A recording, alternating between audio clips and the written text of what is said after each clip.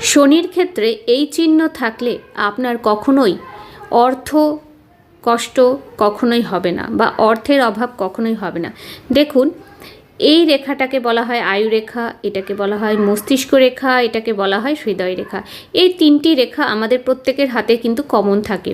যদি কারোর ভাগ্যরেখা এইভাবে সুন্দর আয়ু রেখা থেকে উঠে একদম শনির পর্বত পর্যন্ত গেছে এবং আশেপাশ থেকে এইভাবে একাধিক শাখা রেখা বেরিয়েছে, ঝাউ গাছের মতন তৈরি করেছে, তাহলে কিন্তু এটা অত্যন্ত শুভ রেখা।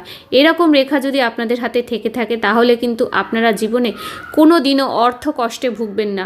এদের একাধিক রেখার কারণে এদের কিন্তু ইনকাম অফ সোর্সও কিন্তু একাধিক হয়।